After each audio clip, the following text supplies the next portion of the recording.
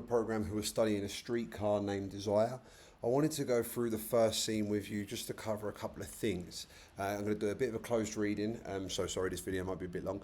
I also want to remind you that as part of this unit you really do need to focus on the study guide I've got for you. So, you've got themes, you've got possible interpretations, the historical context, the place setting, the central characters. You can click all of these for more information. Important themes, again, click these for themes, the messages conveyed, symbols and characters related to them, choices you might see, so how to analyse the figurative language, the dialogue, the visual and sound effects. These are really important specifically for the sound used. And then there's some contemporary approaches like Marxist criticism, looking at how class antagonisms work, feminism, obviously social historical criticisms, how it reflects economic shifts, or the myth of the antebellum South, psychoanalytic criticisms like Freud's theory of the unconscious, and then queer readings as well. And then some important information about Tennessee Williams. So you've got that linked, and I'll link this again in the description, but make sure you're using this. So moving on here, we got the play, and we start off Act 1, Scene 1. Now, the reason I love teaching this play, especially for the DP and especially for paper 2, is the use of stage directions. They are so detailed and rich in language. So obviously the play is set in New Orleans in America in the 1940s, and it begins the exterior of a two-story corner building on a street in New Orleans named Elysian Fields. Elysian Fields is an allusion to Greek mythology. This was the place that Greek heroes went after they died before they went to the underworld. Now, this in itself is a form of foreshadowing, because our heroine, Blanche, she's a tragic heroine. She has a sort of metaphorical death, the death of the social status, as a result of like mental health and the rape that happens in scene 10. She's also sent away. So going here, the death of her social status before in Belle, Reve, and being ostracised by the community, this is the place she goes before she's finally sent away for good. And it's next to the L&L train tracks and the river. The tracks are important. We've got streetcars and train tracks. These are obviously on tracks, so they act as a symbol for fate. They can't go anywhere. The section's poor. Class is a big important, but unlike other parts of the American society and cities, it has a raffish charm to it. There's a lot of juxtaposition we're going to see throughout this play, because illusion versus reality, deception, and the hypocrisy of things are all really, really important themes. Lies and deceit, they're all really important themes of the play. So the poverty but the raffish charm is the first part of this juxtaposition we see. They're mostly white frames, so they possibly were, at a time, decadent, wealthy, whatever, innocent, but they've weathered grey. So this off-white is important. It's a dissension coming from this pure innocence, or this high class, to something a bit darker, a bit tainted, a bit stained, with rickety outside stairs and galleries, quaintly ornamented gables. So they're still decorated. There's still a pride here. And there's two flats upstairs and down, faded white stairs ascend to the entrances above, again, the faded white. And it is the first dark evening early in May. We've got May Day, new beginnings, but at the same time, it's the first dark. So more of this juxtaposition, the symbolism of May and new beginnings, but also the darkness, the end of something. And the sky that shows around the dim white building, again, off-white, lots of dimness, is peculiarly tender blue. Blue's an important symbol. We've got the blue piano, and you'll see blue throughout, particularly at the end. Almost the turquoise. And this is obviously somber. We've got the idea of the blues, this kind of music that represents sadness and just feeling blue, whatever. So we've got a sense of sadness here, which invests the scene with a kind of lyricism. So even though there's sadness, there's a lyricism which gracefully attenuates the atmosphere of decay. So lyricism and decay, more of that juxtaposition. The performance, the surface, and then what's underneath. Again, looking at themes of reality versus deception or whatever. And you can almost feel the warm breath of the brown river beyond. So we've got some good plosive consonants there, and the river warehouses with their faint redolence of bananas and coffee. So nice smelling, but there's a breath of a brown river. It's a bit gross still. A corresponding air is evoked by music of entertainers and a bar room around the corner. So music always going on, a reminder of sadness but also life. Death and life is important to the play. In this part of New Orleans, you're practically always just around the corner. So that hyperbole and spatial imagery or a few doors down the street from a tinny piano, tin being a cheap metal. So we've got music and life, but poverty and pain and sadness all mixed in together. Really important for the atmosphere. Infatuated fluency of brown fingers, so we've got the more alliteration and consonants there. And this blue piano, super important symbol, the sadness that's always around the corner. That permeates through these people's life. It's the spirit of life. Within this life and what goes on, there is a sense of sadness. And two women, one white, one coloured, are talking on the air of the steps of the building. So we've got proximity to colour, to people of white race and people of other races, which is important given the novel setting. 1941, in the American South, you still technically have Jim Crow laws. So this is able to highlight the poverty that we've got this, all of these people living together. The white woman is Eunice, who occupies the upstairs flat, and then we've got a neighbour. It's a cosmopolitan city, but there's a relatively warm and easy intermingling of races. Again, this might highlight the sadness. There's a commonality for these people. And above the music of the blue piano, the voices of people at the street are heard overlapping. Now imagine you're in the audience, you've got lots of noise and cacophonic sounds coming all the time at you, which creates this sense of life, but it's also quite jarring at times. It's hard to pin things down. Two men come around the corner. Stanley, our antagonist, and Mitch, his foil, F-O-I-L, his opposite. They're 28 or 30 years old, roughly, dressed in blue denim work clothes. So this signifies their class. Stanley carries his bowling jacket and a red stained package. Red stained package from the butchers. We've got meat. This could signify this predatory behaviour from the get-go. We've got meat and blood on him from the beginning, right? This shows he could be predatory. I mean, he is. You already know, if you've read the study guide, you know what happens. He is. And Stanley bellows this loud sound. Hey there, Stella, baby. So again, we've got introduction of gender here, the way he talks to his wife. It's somewhat misogynistic, and he's sort of very demanding. But there's a closeness to them two as well, even if you do know the messed up ending. Stella comes out. She's a gentle young woman, so she's his foil. While he's bellowing, he's loud, he's predatory, he's aggressive. She's gentle, so she's also his foil. She's 25, and of the background, obviously quite different from her husband. She comes from the high classes. And she mildly, again, that juxtaposition from his bellow, it says, don't holler at me like that. So she's still assertive, which is good. I like her. Hi, Mitch, she says. Cat, she throws the meat at her, a symbol of his sexuality and his masculinity, heaving a meat package at her. Oh, it's weird when I say it out loud. She cries out in protest but manages to catch it, but she laughs breathlessly. It's quite playful in the atmosphere through that imagery. And her husband and his companion have already started. She asks, where you going? He's going bowling. Can I watch? She says, come on. And he goes out. He doesn't wait for her. He just goes, even though he says, come on. He's already gone. She says, be over soon. This indicates their dynamics. And then she says hi to Eunice. Eunice says, I'm all right. Tell Steve to get him a poor boy or po' boy sandwich, because nothing less here. This is just popular food in New Orleans. They all laugh. Stella goes out. What was that package he threw at her? We've got some African-American dialect here, which adds to a sense of realism. And they know it's kind of sexual, right? It's you hush now. There's a sexual playfulness there. Blanche, our protagonist, or our hero, tragic heroine, comes around the corner carrying a valise. She's very posh, right? It's like a suitcase. She looks at a slip of paper, then at the building, then again and again. So we've got the parallelism and the repetition. Emphasises her shock, back and forward. She can't believe it. She double takes.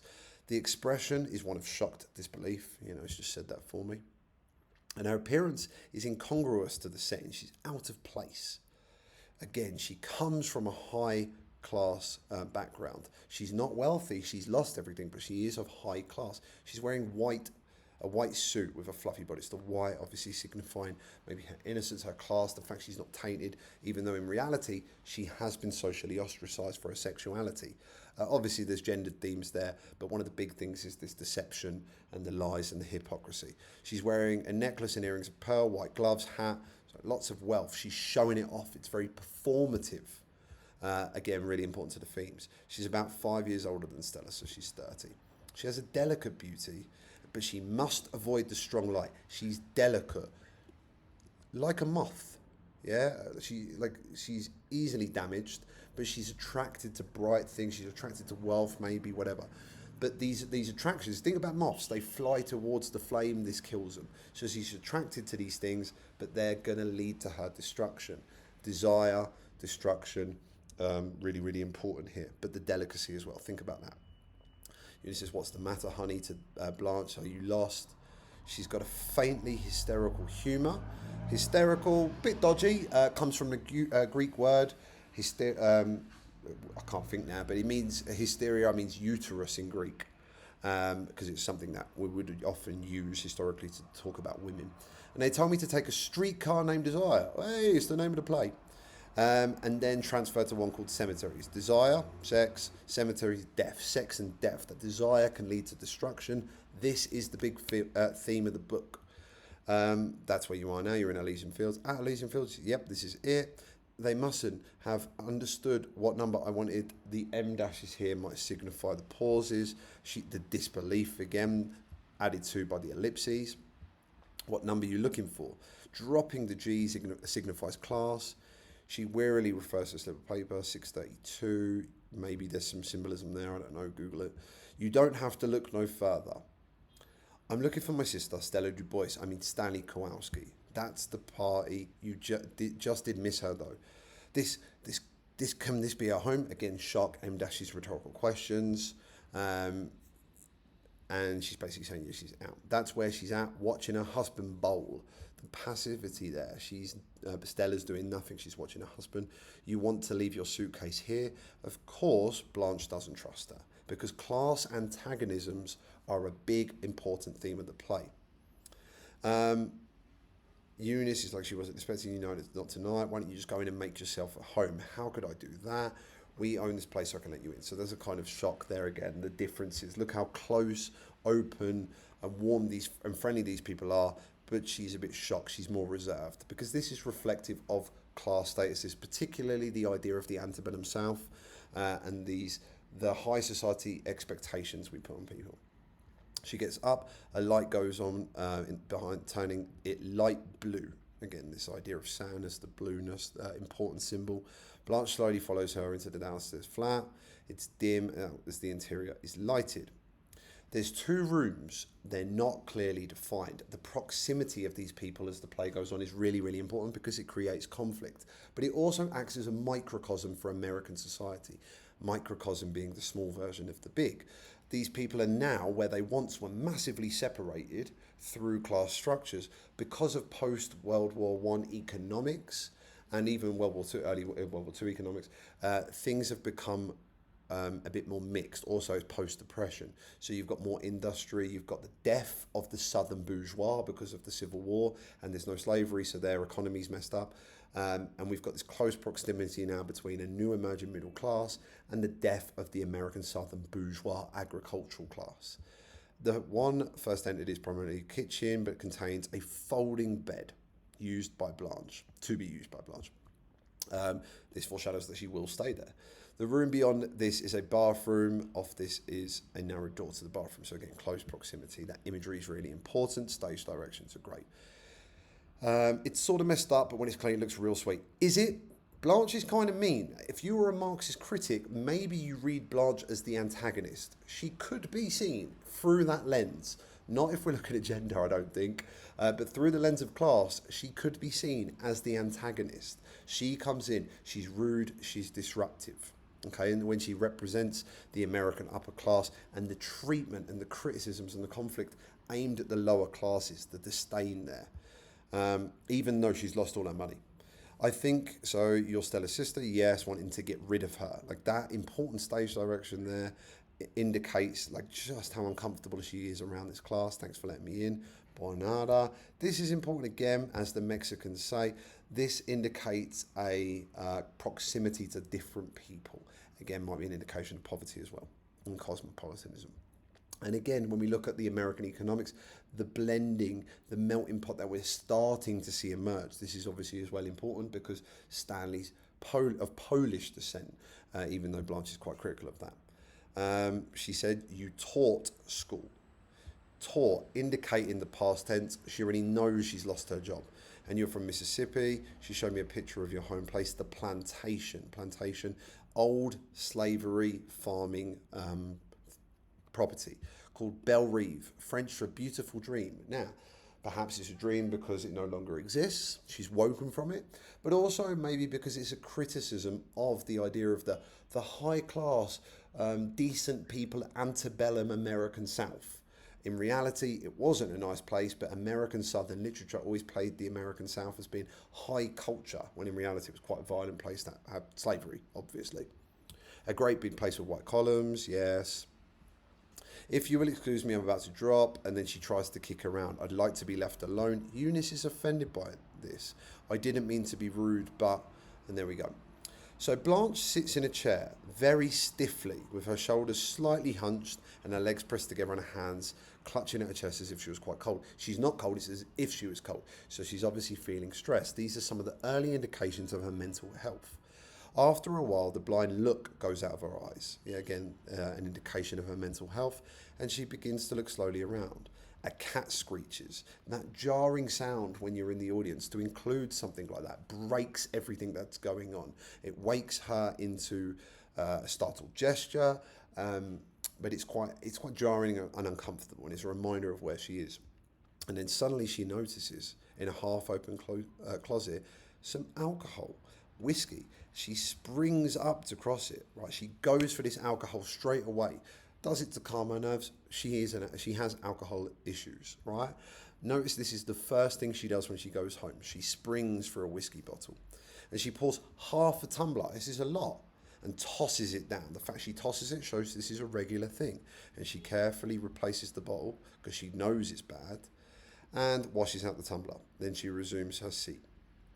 I've got to keep a hold of myself. Stella comes back and she's like, Blanche, she's joyful at first. For a moment, they stare at each other. Then Blanche springs up and runs to her with a wild cry. A lot of wildness, a lot of springing, a lot of animal imagery to describe Blanche. Stella, oh Stella, Stella, Stella, Stella, 4-star. Right? She begins to speak with feverish vivacity, as if she's feared for either of them to stop and think. We've got a lot of sounds used here, a lot of consonants, f, v, f, and this emphasizes her shock, her excitedness, because the sound is quite airy in that sense. Now let me look at you. Now before I even read it, look at the juxtaposition of how much people speak. There's Blanche again, and this is Stella. Remember, Stella is the younger sister, but she seems to have everything together. She's calm, she's chill. But look at you, oh Stella, no, not till I've bathed and rested. Now, she often needs to bath. As we find out, she's been socially ostracized and she needs to clean herself. She feels dirty, tainted, and she tries to hide that, very performative. And she doesn't want the light to be on. Again, deception, the bathing, the lights off, all a form of this deception. She calls it a merciless glare. She's shocked and horrified that she can be seen. She wants to avoid it. She repeats Stella for star. She's really infantilizing to Stella. She's the older sister, but Stella's obviously gone into a more of a middle class or lower middle class home, or upper working class maybe, and she's now very patronizing because of her. I thought you would never come back to this horrible place. She's just come to our house, and look at how mean she's being. Again, to a Marxist, you might say she's the antagonist. What am I saying? I didn't mean to say that. I meant to be nice about it. Oh, convenient location. Precious lamb, more of that infantilizing language. You haven't said a word to me. You haven't given me a chance to. Blanche is a little anxious, but she gives her a glance. Well, now you talk. Again, even though she said this, Blanche goes on and on and on, while I look around for some liquor. She knows where it is. Why is she pretending to look around? I know you must have someplace. Where could it be?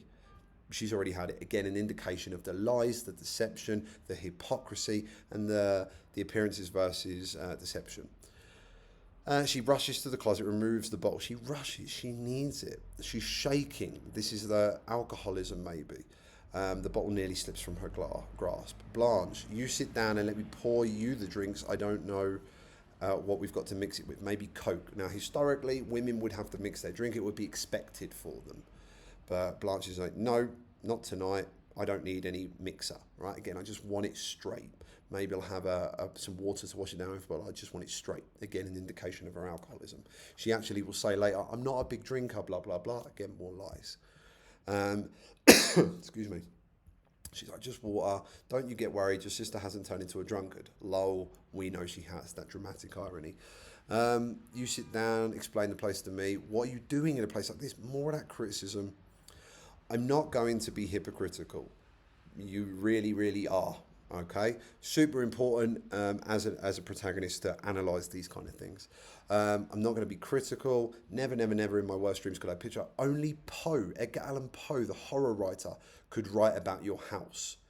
Horrific things to say. Again, coming in being really critical, reflecting the bourgeois disdain to the lower classes, and what is important for the history and for a Marxist critic. But also think about the hypocrisy here. Blanche has lost everything. She's lost her home, her social status, her job. Why is she being critical of Stella? Now, seriously, putting joking aside, why don't you tell me? Why didn't you write? Why didn't you let me know? Tell you what? Well, you had to live in these conditions. Aren't you being a little intense about it? It's not that bad at all. New Orleans isn't like other cities. This got nothing to do with New Orleans. Forgive me, blessed baby. Look for that infantilizing language. The subject is closed. Blanche is in charge here, really. She's assertive. She's hectic all over the place, but she's kind of a bully to her sister. She's really similar to Stanley in that way. Both her and Stanley, in my opinion, are kind of bullies. To a psychoanalytic critic, I'd say Blanche represents the superego and Stanley the id. Both are kind of extremes at the either end of a spectrum, and the ego's job is to kind of mitigate the desires of the two and the drives of the two. The anxiety of the superego, Blanche, and the animalistic drives of the id. Again, it's in the study guide. There we go. You've got, you're all I've got in the world, and you're not glad to see me. Why, Blanche, you know that's not true. I'm like, come on, like, looking for these compliments. Like, get over it. Sorry, I'm being judgmental, but you get it. You never did give me a chance to say much, Blanche. I just get in the habit of being quiet around you. So this indicates a family history of this. A good habit to get into. You asked me how I happened to get away from school before the term ended. So we know, again, from like looking at the play and the synopsis before we've read it, she's lost her job because she had a sexual affair with a student, but she's lying. She's like, I've gotten away with it. Like, she's like, oh, you thought I'd been fired? As if to say I haven't. But she has been fired and she's hiding it. She's saying like, oh, I've managed to just get away before the term ended. It was on the verge of lunacy. It was Mr. Graves suggested I take a leave. I couldn't put all the details into wire, but she has been fired. She's lying. It's performance. It's deception. It's all of these different themes. One's my limit. Well, she's already had two. More of the lies, more of the hypocrisy. You haven't said a word about my appearance. Again, needing the constant validation of other people. It's all about performance and the appearance and things like that. God love you for a liar. Daylight never exposed such a total ruin. She's scared of the light. We'll see this as we go through because she feels she's seen. She's trying to avoid that. She's trying to avoid people seeing what she really feels that she is, or because of this social ostracization. And then we've got, she says, you're just as plump as a partridge, criticising her weight. We do know later on that Stella's pregnant. You just have to watch around the hips. Again, very judgmental and kind of misogynistic a little bit. Stella complies reluctantly, like a parent-child relationship. You messy child. You've spilled something on that pretty lace collar. She doesn't like the whiteness being stained. We'll see other examples of this going through. We've already seen it with the buildings as well, but Blanche will later stain herself, and it's a big deal. She's obsessed with washing. 2 rooms, did you say? This one, and she's embarrassed. Important. The anxiety the classes feel is a really big deal. Perhaps this is why Stanley becomes so aggressive towards her, because he is anxious of his class around Blanche, who constantly reminds him that despite changes in economics, class, which is not the same as wealth, is a big deal. You cannot buy education. You cannot buy a surname. You cannot buy heritage and ancestry. I'm going to make one just tiny little nip more alcohol, then put the bottle away. She hasn't put one ounce on in 10 years. Again, this obsession with what she looks like. I weighed the same when you left Belle Reve. The summer Dad died. Now we get more of the themes of death. And we go through. There's only 2 rooms. We're going to put you in here. What kind of bed? One of those collapsible things. She judges it. She doesn't like a bed that gives much. She's like being a bit trying again more of this going along with it. Stanley's Polish. Okay, this is where it gets important. So Stanley's Polish. They're something like Irish. So historically in America, Polish, Irish, Italian people weren't always at the same level as like other European, Danish, German, Dutch, English, white people.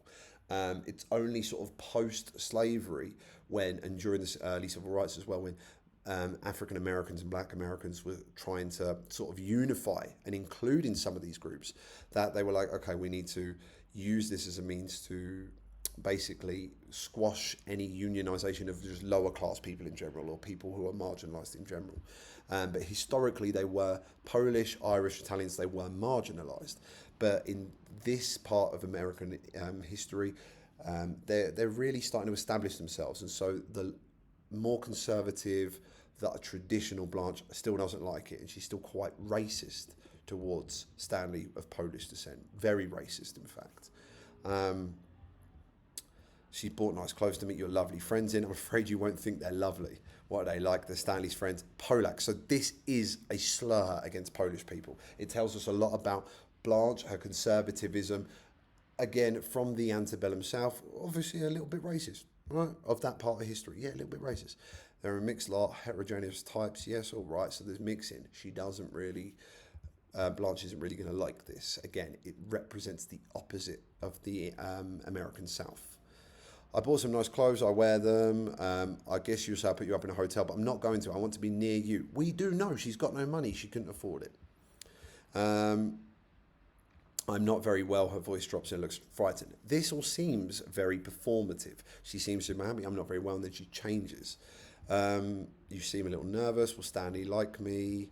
You'll get along fine together if you try not to. Well, don't compare him with the men at home. Stop obsessing over class or purity, like in this racist idea, right? Is he so different? Yes, a different species. Again, animal imagery that we use to describe Stanley, because he's quite predatory, but also does allude to these themes of race that are important to the American history. You can't describe someone you're in love with. Hands a photo to him. He was a master sergeant in the engineer corps with decorations. He got medals. So a couple of things here. One of the stereotypes of lower class people might be that they're not as intelligent. At least back then, they're not as intelligent, and that you know, they weren't hardworking or whatever. But this subverts that, challenges that sort of really negative and false stereotype by saying, actually, he's an engineer and he was a master sergeant in this, and he's decorated for it. So it really, really challenges the idea. It initially shows Stanley is like quite intelligent, despite Blanche's criticisms of him. Then we've got Stella. She's like, his civilian background, how did you take it? He's on the road a good deal. Oh, travels, good. I mean, isn't it? I can hardly stand it when I'm away for a night. Why Stella? I go wild. Stella is with him because she's very sexually attracted to him. She's important. While Stella kind of embraces her sexuality, she says it quite often, like, basically, I'm with Stanley because, you know, I find him sexually attractive. We have, you know, a good sexual relationship. She's open and honest about this, but it is a monogamous one sort of thing. It's quite, you know, she's married to the man. Blanche is shocked by this. How dare you? But in reality, Blanche has had lots of sexual affairs, which have meant her to be ostracized in a conservative community. And we even see her later on, like, hit on a young paperboy and stuff like that. So more of the hypocrisy. When I come back, cry in his lap like a baby, some gender stuff there, obviously. It's being in love. She looks up with a radiant smile. What I have to tell you, right? This is Blanche, what she has to tell her, why she's come. You're going to reproach me, I know, but before you do, take it into consideration. You left, all right? The judgment, the criticism, the blame. I stayed and struggled. You came to New Orleans and looked out for yourself. I stayed at Belle Reve. So she's like, you're selfish, and I tried to stay. I don't mean it in a reproachful way. She is saying it in a reproachful way. The hypocrisy, the burden on my shoulders. You abandoned me. I fought for it. I bled for it. I almost died for it. We've got the asyndeton there. We've also got the semantic field of sort of violence. Fought, bled, died. And this is important. Stop this hysterical outburst. What have we got? Have we got down? There we go. The loss of Belle Reve. Lost it? No. Yes, Stella. They stare at each other. The yellow checked linoleum, which is just like the plastic sort of sheet, slowly nods her head, looks down at her hands. The blue piano, the sadness grows louder. This important symbol. And then Blanche touches her head with a handkerchief, the performative element here. You're a fine one to ask me how it went. Blanche, she's like, stop being so mean. You're accusing me of it. No, she's not. I took the blows to my face and my body, all of those deaths, the long parade to the graveyard, the metaphor, Father, Mother, Margaret, so big with it, you couldn't put it in a coffin, had to be burned like rubbish. There's obviously maybe disease there, people have bloated. You just came home in time for the funerals. Funerals are pretty compared to death. They're quiet, but death's not always. Sometimes their breathing is hoarse, rattles. So themes of death, very, very important. Funerals are quiet with pretty flowers. Now, this is the first important piece of linguistic evidence that links flowers, the motif and the symbol of flowers, to the theme of death. Oh, the gorgeous boxes they pack them in. So when we see flowers, like Blanche wearing flowers, or the Mexican flower seller later, it's an important theme of death. And it could be real death, but also the metaphorical death, the death of a social class, the death of one's status, the death of one's mental health even, I guess you could say. And now you sit there, you didn't dream, but I saw you sit there with your eyes telling me I let the place go. She never said that. There was a sickness, dying, death is expensive. So it's like excuses, I've had to pay for these. Belle Reve was his headquarters. It slipped through the fingers. So she's lost a fortune. She's just telling me, telling everyone she's lost a fortune. She now has a pitiful salary at the school, which she's now lost as well. Where were you? In bed with your Polak. The criticism, the disdain, the racism, super important. Stella springing, you'll see that a lot. That's enough. Where are you going? I'm going to the bathroom to wash my face. Oh, Stella, you're crying. Of course, she's proper mean. Now, Stanley returns. The women start to look apprehensive, right? She moves uncertainly from the bedroom to the dressing table, looking apprehensive. It's all about performance. You've got Mitch is slightly above them as the men enter. We hear some dialogue. Is that how he got it? Sure, that's how he got it. $300 on a number ticket. Don't tell me those things. Don't tell him those things. He'll believe it. That's what about gambling, whatever, masculine things, class stuff indicates their class. She picks up Stanley's photo and puts it down. Blanche is looking at the photo. She darts and hides behind the screen at the head of his bed. Are we playing poker tomorrow? Steve says. Sure, at Mitch's. Returns quickly to the stairwell. Mitch is, no, not at my place. My mother's sick. The first indication that Mitch is a foil to Stanley. He's his opposite. He takes care of his mother. There's also elements of queer coding here. The fact a grown older man at this time in history takes care of the mother. The fact he often fumbles when it comes to relationships with women. He's scared around them. He's anxious. He's obsessed with more high culture stuff like poetry. So there's elements that suggest maybe he's coded queer. Okay, at my place, but you bring the beer. So he's not asked Stella, and he's telling him, you bring the beer. Stanley's in charge, telling people what to do. He calls out good night also. Mitch is saying good night. He's a nice guy. Or he posed, he's actually not. He's pretty mean in the end. Where are we? You never phone me once. So you've got Steve and Eunice arguing. You'll see this a lot. They argue all the time and there's violence. They normalise this violence and it is an indication of things. You'll see a lot of staticness. Characters don't tend to change within the context of the play and you'll see lots of repetition. There's a cyclical nature to this. So perhaps it's about violence or antagonisms of classes or whatever it is. But there's a kind of repetition you need to analyse here. But repeated acts of violence do suggest that this has become normal, that domestic violence and sexual violence is normal in their setting maybe. Now, Stanley comes in. The only physical stuff we get is this. He is of medium height, about 5 feet or 9, 8 or 9, and strongly, compactly built. However, all of this is really sort of figurative description. So there's animal joy in his being. There's, again, animalistic, and he's... in all his movements, and since his earliest manhood, the centre of his life has been the pleasure with women, the giving, and the taking of it. That's quite violent, not with weak indulgence dependently, but with power and pride. You know, even the plosive sounds emphasize that power. And he's a richly feathered male bird among hens. He's a cock and male chicken among hens.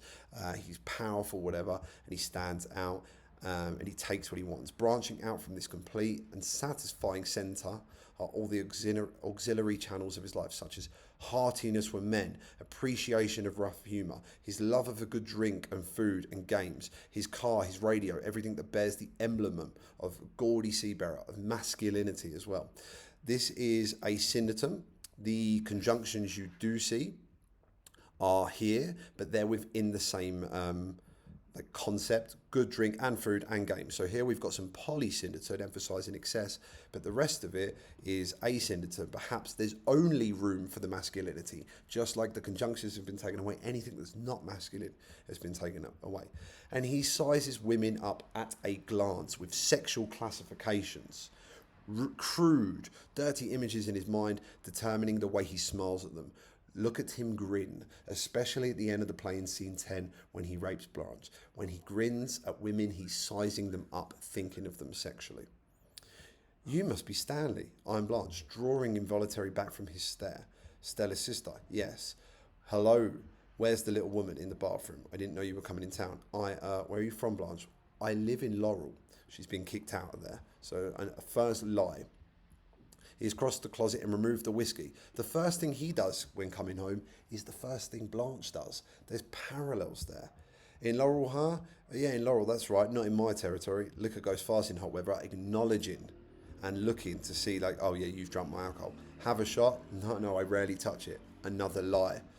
But he straight up calls her out. Some people rarely touch it, but it touches them often. The alcoholism. She laughs.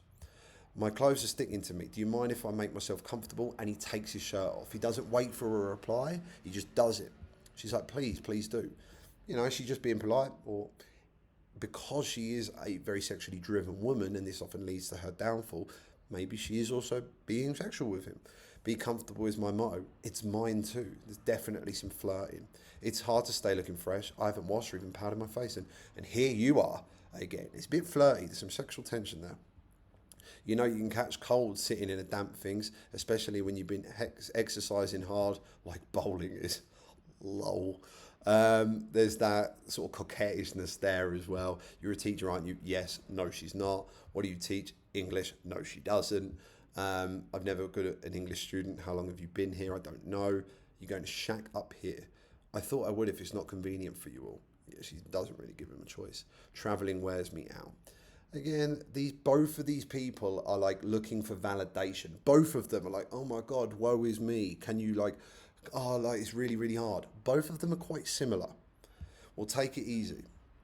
A cat screeches near the window. Blanche springs up. The cat again. Cats. Hey, Stella. Yes, they haven't fallen in love, have you? He grins at Blanche. Look at that, smiling. She doesn't successfully smile back. There's a silence. The first grin of Blanche. Maybe he's sizing her up. I'm afraid I'll strike you as being the unrefined type. Stella spoke with you a good deal. You were married once.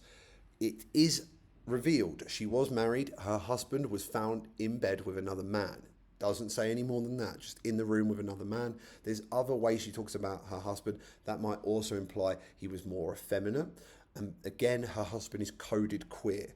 When he was found in bed with another man, he killed himself as a result of being found out. When Blanche thinks of this, we have the music of the polka. Now, this is the Vorsov, I can't pronounce it, but the Vorsovany. Let me try and Google it. Hang on, I'm really sorry. It's basically the Warsaw Polka. All right, it's the Warsaw Polka.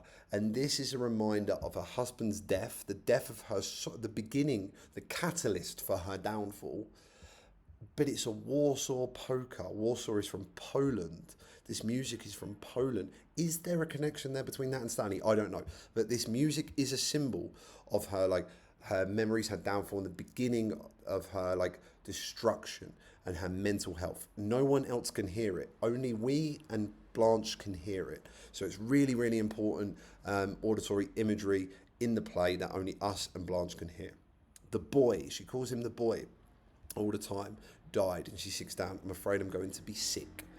And then her head falls on her arms. And that's scene 1. So I hope that helps everyone. And as you go through, you can look for a lot of the similar stuff we found there. Thank you very much.